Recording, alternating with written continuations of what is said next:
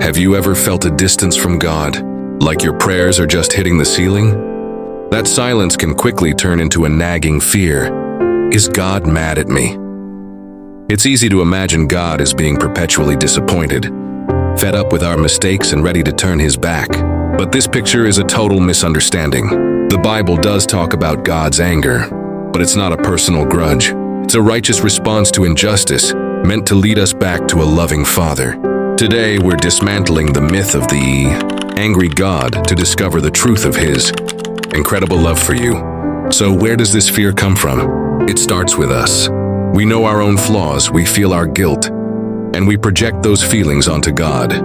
We take our human experiences with anger, like grudges or the silent treatment, and assume God acts the same way. This creates a painful cycle. We mess up, feel guilty, and then pull away from God, afraid of his reaction. We start avoiding prayer and see every struggle as proof he's punishing us. But this fear is based on a flawed comparison. Human anger is often selfish. God's anger is completely different.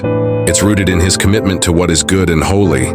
We have to separate God's anger from our own. When the Bible says God is angry, it isn't describing a temper tantrum. Think of it as his righteous opposition to sin. Because God is perfectly loving and just, he must stand against everything that destroys what he loves. In this way, his anger is actually his love in action against evil. It's a response to anything that harms his creation.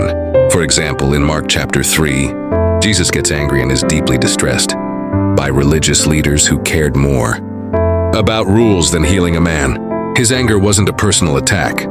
It was grief over their lack of compassion. God's anger isn't a flaw. It's a part of his perfect goodness. So let's replace that fear with 4 biblical truths.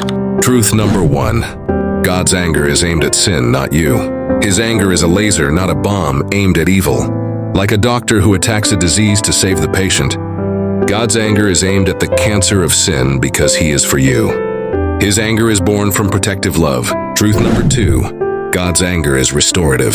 Human anger often wants to punish, but God's anger is redemptive. It's meant to correct and bring people back to him, not end the relationship.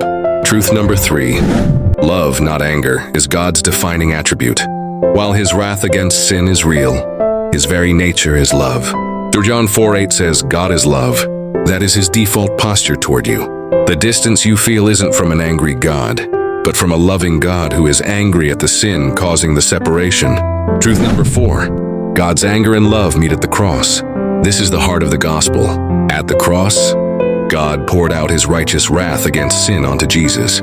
Justice was served, but on a substitute because of his love for us. Romans 5:9 says, Since we have now been justified by his blood, how much more shall we be saved from God's wrath through him? For anyone in Christ, there is no anger left for you. It was handled. The fear that God is mad at you is a lie used to keep you isolated in guilt. But God's anger is the protective fury of a father who hates the sin that harms his children. At the cross, his justice was satisfied, so he could offer you unending mercy. So if you feel distant, don't run from God, run to him. The arms you fear are rejecting, you're actually wide open. Repentance is not groveling before a boss. It's running home to a loving Father. If this was helpful, please like and subscribe for more. And I'd love to hear from you in the comments. Have you ever struggled with this fear? Sharing might help someone else today. Let's close with a short prayer. Lord, thank you that your anger is not against me, but against the evil that tries to destroy me.